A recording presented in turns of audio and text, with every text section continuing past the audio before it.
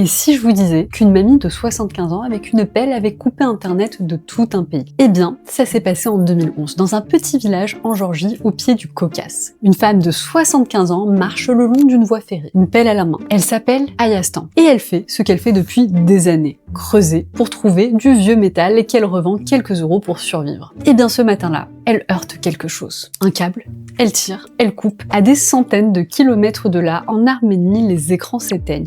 Les banques, les entreprises, les hôpitaux, 90% du pays vient de perdre Internet. Pendant 12 heures, 3 millions de personnes déconnectées par celle que les médias surnommeront plus tard la hackeuse à la pelle. Voilà ce qui se passe quand on fait travailler les vieilles personnes jusqu'à 75 ans. C'est comme pour Breaking Bad. Avec la sécurité sociale, l'histoire ne se serait pas produite. Ce blackout d'un pays entier n'a pas nécessité un virus, pas de code, pas d'équipe de hackers ultra expérimentés, juste une grand-mère et une pelle. Et le plus drôle dans tout ça, quand la police l'a arrêtée, elle a juré qu'elle était innocente. Et elle a ajouté cette phrase devenue culte: « Je ne sais même pas ce que c'est qu'Internet ». Cette affaire, je la trouve hilarante et elle m'a fait penser aux nombreux messages que vous m'envoyez depuis que je fais des vidéos. Il y a une question qui revient souvent au vu du contexte international. Yasware, est-ce qu'on pourrait subir un blackout mondial? Par exemple, une cyberattaque mondiale qui couperait Internet et les communications pour tout le monde. Est-ce que c'est possible? Concrètement, eh bien, j'ai enquêté et je vais tenter de répondre à cette question dans cette vidéo. J'ai pensé à tous les dangers qui pèsent sur nos infrastructures et je vous garde le pire de ces dangers pour la fin de la vidéo. À mon avis, vous n'arriverez pas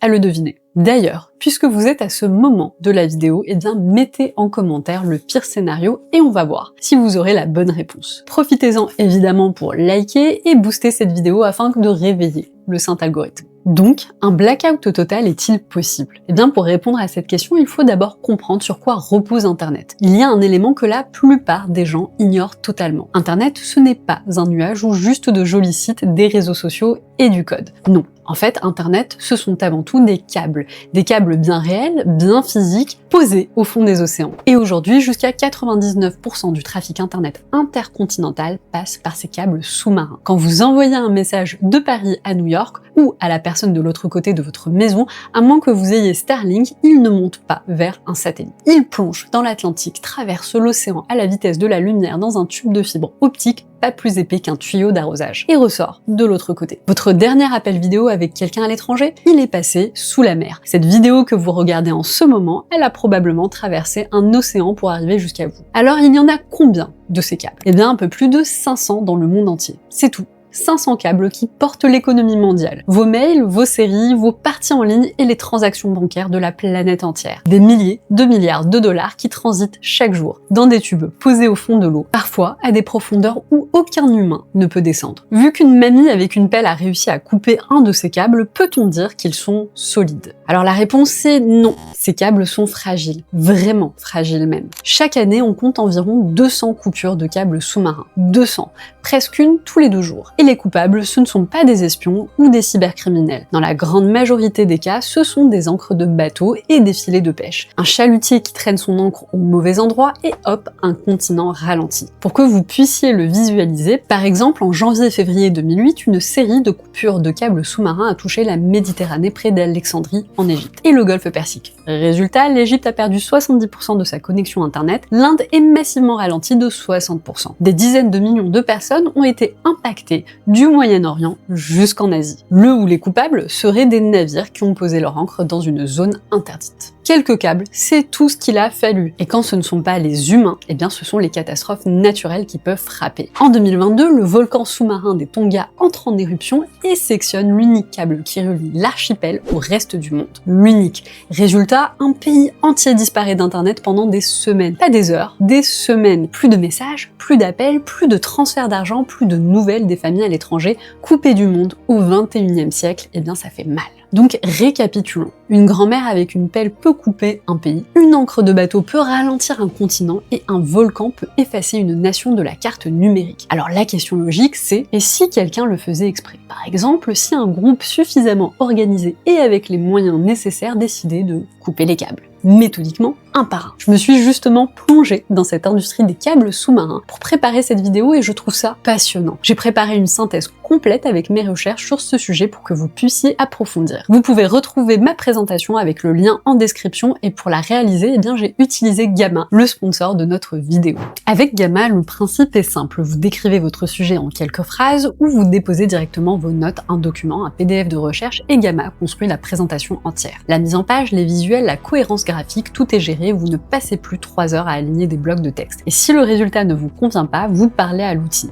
Vous demandez un ton plus institutionnel, une diapositive comparative en plus, un chapitre à réécrire et il le fait. Vous restez maître du contenu, vous déléguez juste la corvée. Côté professionnel, c'est là que ça devient vraiment intéressant. Vous chargez votre charte graphique, vos couleurs, vos polices, votre logo et chaque présentation sort déjà aux normes de votre entreprise. Vous exportez en PowerPoint, en PDF ou vous envoyez un simple lien. Et sur ce lien, vous voyez qui a ouvert votre document et combien de temps la personne est restée sur chaque partie. Pour une proposition commerciale ou une présentation investisseur, cette information vaut de l'or. Pour les étudiants, le gain est énorme et plus direct. Un mémoire, un rapport de stage, une soutenance, vous déposez votre travail, vous récupérez une présentation propre en quelques minutes et vous pouvez enfin passer votre temps sur le fond plutôt que sur la mise en forme. Le lien est en description, testez avec un sujet que vous connaissez, vous verrez la différence. Maintenant, revenons au sujet du blackout mondial. Est-il possible? Alors il se trouve que certains y ont déjà pensé depuis quelques années. Des navires militaires sont régulièrement repérés en train de naviguer étrangement près des grandes routes de câbles sous-marins. Et les incidents suspects se multiplient en mer Baltique et ailleurs. Les états-majors occidentaux prennent la menace tellement au sérieux que l'OTAN a créé des cellules dédiées à la protection de ces infrastructures. Parce que tout le monde a compris la même chose. Dans une guerre moderne, on ne bombarde plus les ponts en premier, on coupe les câbles. Mais même ça,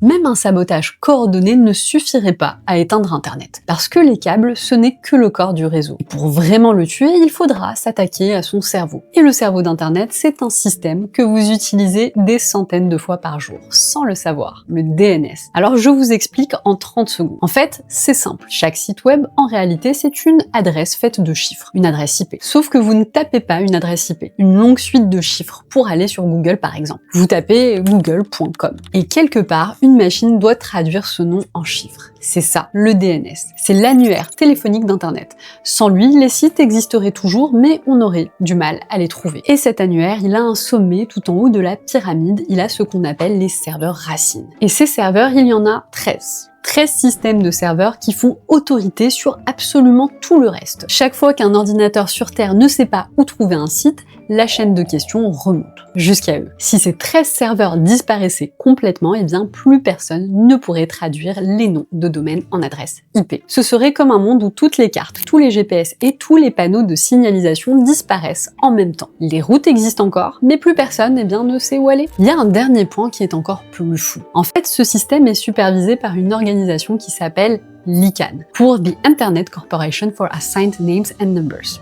Et pour protéger la clé cryptographique qui garantit que tout l'annuaire mondial est authentique, la clé qui sécurise littéralement la confiance de tout Internet, l'ICANN a mis en place un protocole digne d'un film d'espionnage. Ils ont choisi une poignée d'experts en sécurité répartis à travers le monde. Il y a 14 crypto-officers en tout, 7 pour chacune des 2 installations essentielles pour le système. Ces 2 installations physiques et ultra sécurisées sont situées aux États-Unis à des milliers de kilomètres l'une de l'autre. La première se trouve à Culpeper en Virginie, côte Est. La seconde à El Segundo en Californie, côte Ouest. Et attention, ces 2 centres ne sont pas de simples bureaux. Ce sont des salles fortes cryptographiques spécialement conçues pour abriter et protéger le cœur de la confiance d'Internet, le matériel qui contient la clé de signature racine ou root key, signing key. Et c'est dans ces 2 bunkers ultra protégés que se déroulent les cérémonies des clés. C'est là que l'on active les machines ultra sécurisées pour signer et renouveler des clés qui garantissent que l'annuaire mondial DNS n'a pas été falsifié. Avoir 2 sites séparés par un continent, c'est une mesure de sécurité extrême. Si l'un est détruit, compromis ou inaccessible, l'autre peut prendre le relais et pour détruire les États-Unis de la côte Est à la côte Ouest, il faut y aller. Donc ce n'est pas demain la veille que ça se produira. Et si ça se produit, c'est qu'on est en train de subir une invasion extraterrestre et qu'on a d'autres chats à fouetter. Alors évidemment, vous vous posez la question, est-ce que quelqu'un pourrait éradiquer ces 13 serveurs? Les saturer, les détruire, décapiter les cerveaux d'Internet d'un seul coup? Bonne nouvelle, on a déjà essayé en 2002, puis en 2007, des attaques massives ont visé les serveurs racines toutes en même temps. Des des milliards de requêtes envoyées simultanément pour les faire tomber. Des attaques d'une ampleur historique. Résultat, Internet n'a même pas cligné des yeux. Et vous n'en avez bien probablement jamais entendu parler. Et ce n'est pas étonnant, c'est même prévu pour fonctionner comme ça. Car en réalité, ces fameux 13 serveurs ne sont pas vraiment 13 machines. Ce sont 13 identités dupliquées sur plus de 1500 serveurs physiques éparpillés sur toute la planète. Quand votre ordinateur contacte l'un des 13, il parle en réalité à la copie la plus proche de chez vous. Détruisez-en une, 10, 100, les autres continuent comme si de rien n'était. Le cerveau d'Internet n'est pas dans un endroit, il est partout et c'est là qu'on touche au vrai secret de notre infrastructure numérique. Un secret dont les racines remontent à l'armée américaine et qui explique sa robustesse. Internet a en effet été construit pour survivre. Et pour comprendre pourquoi, il faut remonter à la guerre froide. À une époque où la question n'était pas et si Internet tombait en panne, mais et si une bombe nucléaire rayait Washington de la carte. Au début des années 60, les États-Unis et l'URSS se regardent en chien de faïence, le doigt sur le bouton rouge. Les écoliers américains s'entraînaient à se cacher sous leur bureau. Tout le monde se prépare au pire. Et aux États-Unis, une question obsède les chercheurs qui travaillent pour l'armée. Si une frappe nucléaire détruit notre centre de communication, comment on continue à se parler? Comment on riposte même? Parce qu'à l'époque, les réseaux de communication ont tous le même défaut critique. Ils sont centralisés. Un centre, des branches, comme une étoile. Si vous détruisez le centre, alors tout le reste meurt avec. Alors ces chercheurs ont proposé une idée complètement folle pour l'époque. Et si on construisait un réseau sans centre? Un réseau où chaque point est connecté à plusieurs autres, où l'information ne suit pas un chemin, mais trouve son chemin toute seule. Concrètement, un réseau où votre message est découpé en petits paquets. Chaque paquet part de son côté, se débrouille, passe par la droite si la gauche est bloquée, contourne les autres détruites et tout se rassemble à l'arrivée. La route est coupée, le réseau s'en fiche. Il en prend une autre. 10 autres sont coupés, pareil. Le réseau se configure, s'adapte, se répare tout seul, comme un organisme vivant. Ces recherches donneront naissance à un projet financé par l'armée américaine, ARPANET. Et ARPANET, c'est l'ancêtre d'Internet. Il naît en 1969, avec 4 ordinateurs connectés. 4.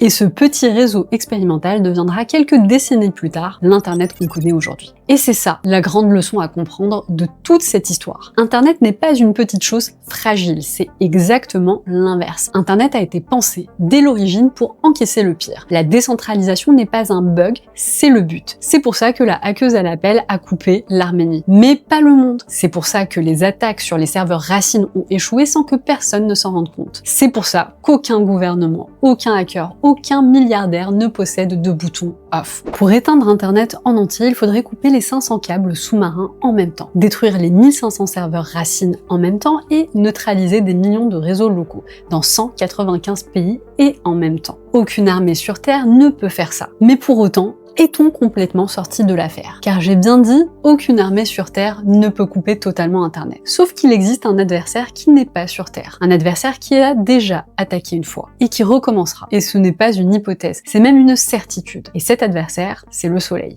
Alors une apocalypse solaire est-elle possible? Laissez-moi vous raconter une petite histoire pour en avoir le cœur net. En 1859, un astronome anglais, Richard Carrington, observe le Soleil depuis son observatoire privé. Et soudain, il voit quelque chose que personne n'a jamais documenté. Une éruption solaire d'une violence inouïe. Un flash de lumière blanche à la surface de notre étoile. Quelques heures plus tard, une tempête géomagnétique frappe la Terre de plein fouet. Des aurores boréales illuminent le ciel jusqu'aux Caraïbes. À certains endroits, la nuit devient si claire qu'on peut lire le journal dehors. Les gens se lèvent en pleine nuit persuadés que c'était le matin. Et le seul réseau électrique de l'époque, le télégraphe, devient fou. Des étincelles jaillissent des machines, des opérateurs reçoivent des décharges et le plus étrange, certains appareils continuent d'envoyer des messages. Alors qu'ils sont débranchés, l'atmosphère elle-même était devenue électrique. Ça, c'était avec la technologie de 1859. Des fils de cuivre et du papier. Maintenant, imaginez la même tempête aujourd'hui. Des scientifiques ont fait l'exercice, ils ont fait des simulations et leur scénario fait froid dans le dos. Voici ce qui se passerait si un tel événement devait survenir. Les transformateurs électriques grilleraient par milliers, les satellites GPS dérailleraient et surtout les répéteurs. Ces petits amplificateurs électriques installés tous les 100 km le long des câbles sous-marins pour maintenir le signal pourraient lâcher en cascade. Des continents entiers seraient déconnectés. Non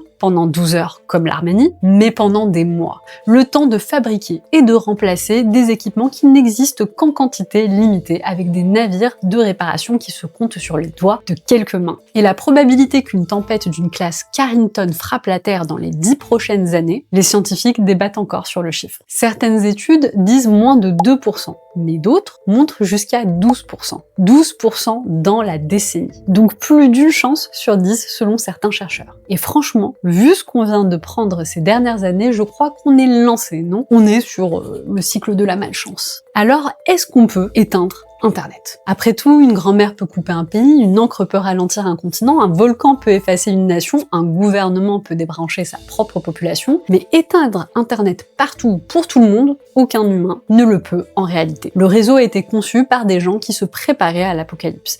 Et franchement, ils ont bien bossé. La vraie menace ne viendra pas d'une pelle, d'un hacker ou d'un bouton rouge, elle viendra du ciel. Et le plus ironique dans tout ça, c'est qu'Internet, né des peurs de la guerre nucléaire, construit pour survivre à l'apocalypse humaine, pourrait être mis à genoux par la chose la plus banale, la plus quotidienne de notre existence et en même temps la plus dangereuse, le soleil. Si vous êtes arrivé à ce moment de la vidéo, c'est qu'elle a dû attirer votre attention. Alors n'hésitez pas à vous abonner, à liker, à partager, à la booster. C'est cette nouvelle fonctionnalité de YouTube qui permet de donner de la visibilité aux jeunes chaînes YouTube. Cela nous soutiendra dans notre travail dans cette chaîne et permettra de réveiller le saint algorithme. Vous pouvez également nous retrouver sur Instagram. Moi c'est Yaswer, je vous alerte sur les sujets de vie privée, cyber et tech. Maintenant que vous avez découvert la vérité sur Internet, vous vous demanderez peut-être si vos VPN préférés vous mentent, vu que la vérification d'âge sur les réseaux sociaux vient d'être votée. C'est probablement le moment de vous y intéresser. J'ai réalisé une vidéo à ce sujet que vous pourrez retrouver juste ici.